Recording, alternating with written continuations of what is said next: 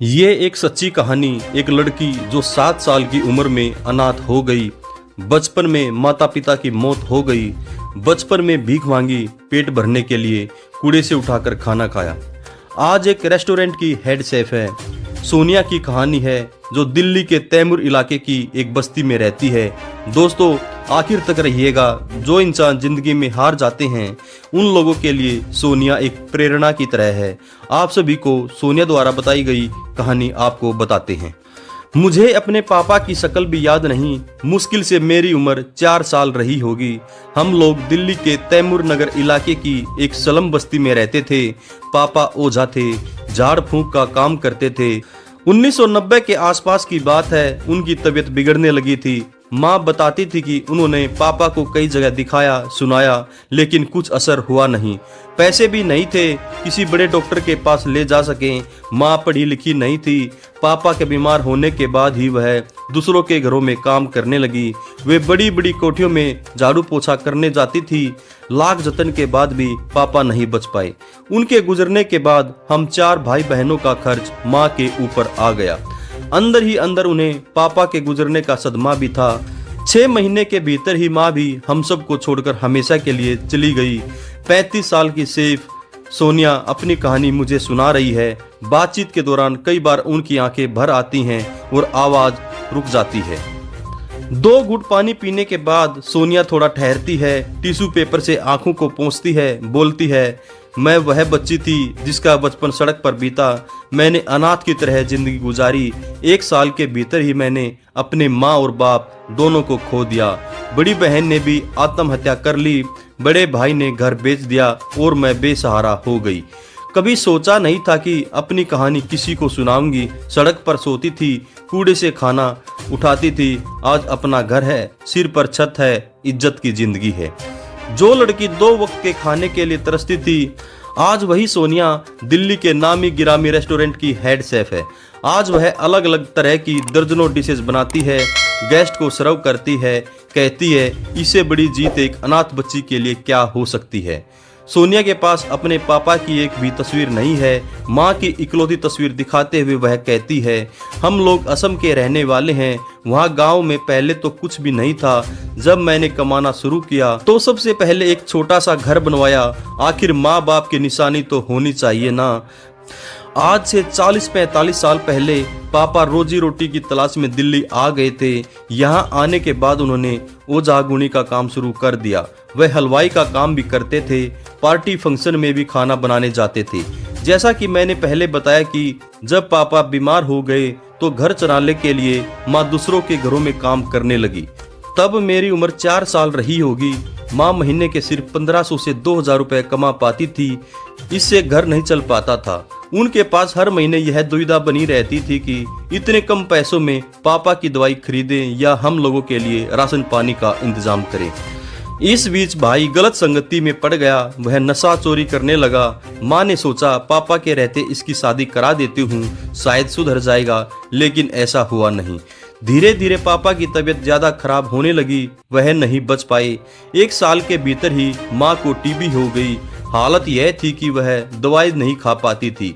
एक दिन माँ की मौत हो गई और रिश्तेदारों ने हमें सड़क पर अकेला छोड़ दिया। किसी को हमारी कोई फिक्र नहीं थी। हम सभी भाई बहनों में वह बड़ी थी। दरअसल माँ के रहते हुए उसकी शादी हो गई। लड़का माँ की पसंद का था, लेकिन बहन उसे पसंद नहीं करती थी। शादी के कुछ हफ्ते बाद ही उसने सुसाइड कर लिया।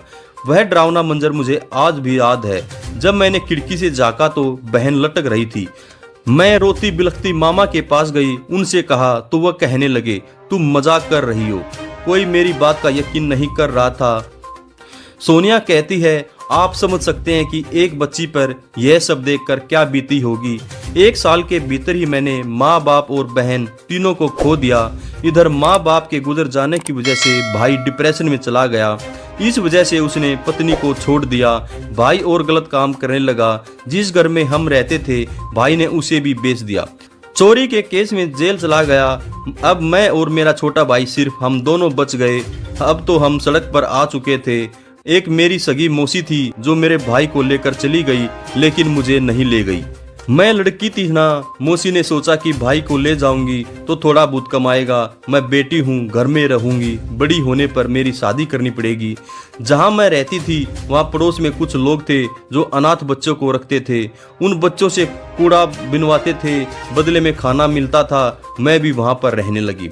हर रोज सुबह 4 बजे हमें कूड़ा बीनने के लिए उठा दिया जाता था। 12 बजे तक हम कबाड़ बीनकर वापस आते तो सड़े चावल के साथ प्याज नमक मिलाकर खाने के लिए दिया जाता था। 3 साल तक मैंने कूड़ा बीना है। वहाँ जो व्यक्ति रहता था वह हम लड़कियों को गंदे तरीके से छूने की कोशिश करता था।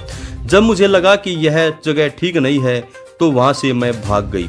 सोनिया कहती है, कहाँ रहती, अपना तो कुछ नहीं था। तैमूर नगर में कुछ किलोमीटर की दूरी पर सड़क किनारे रहने लगी। ट्रैफिक सिग्नल के किनारे भीख मांगने वाले बच्चों के झुंड के साथ रहती थी। ट्रैफिक के रेड साइड पर भीख मांगती थी, गाड़ी में नींबू टांगती थी। 2-3 साल तक तो मैं सड़क किनारे निजामुद्दीन दरगाह पर रही।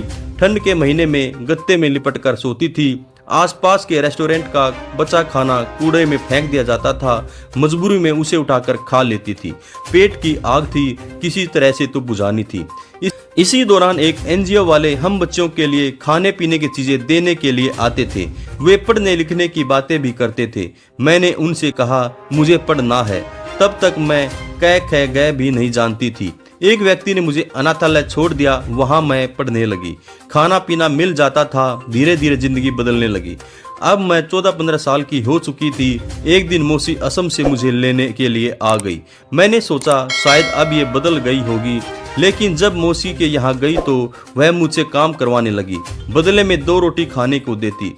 मेरी तबीयत बहुत खराब हो गई। डॉक्टर ने कहा अब यह नहीं बचेगी। 2-3 दिन की मेहमान है। उस वक्त मेरा भाई भी जेल से आ चुका था। उसने मेरे हाथ में 60 रुपए दिए और दिल्ली चले जाने को कहा। बीमारी की हालत में कहाँ जाऊंगी, क्या करूंगी, कुछ नहीं पता। वहां से मैं फिर दिल्ली आ गई और एक अनाथालय में रहने लगी। कहती है मुझे आज भी नहीं पता कि मैं क्यों से बनी। शायद पापा हलवाई थे इसलिए। 12वीं के दौरान एक एनजीओ स्किल ट्रेनिंग के लिए आई थी। उन्होंने मुझसे पूछा कि रेस्टोरेंट में काम करना सीखोगी। मैंने हाँ कह दिया। वहां गई तो खाना पीना बनाने लगी। शुरुआत में स्टाफ के लिए खाना बनाती थी। बाद में मैंने कहा मैं तो शेफ बनना चाहती हूँ। तब रेस्टोरेंट ओनर ने मुझे ट्रेनिंग सेशन में भेज दिया। वहां सीखने के बाद मैं अलग अलग रेस्टोरेंट में चेन में काम करने लगी। पिछले 10 साल से बतौर शेफ काम कर रही हूँ। आज मेरे पास सब कुछ है, लेकिन अपना परिवार नहीं है। माता पिता होते तो बहुत खुश होते। पूरी उम्र यही मलाल रहेगा, मैं उनको सुख नहीं दे पाई। आज रिश्तेदार अपने मतलब के लिए मुझसे नाता जोड़ने के लिए आते हैं, लेकिन दिल से उन्हें माफ नहीं कर पाती, उनसे जुड़ाव नहीं महसूस कर पाती। दोस्तों, अगर आप सभी को हमारी कहानी अच्छी लगे तो हमारे चैनल को लाइक, शेयर और सब्सक्राइब जरूर करें। नमस्कार, धन्यवाद, जय हिंद, जय भारत।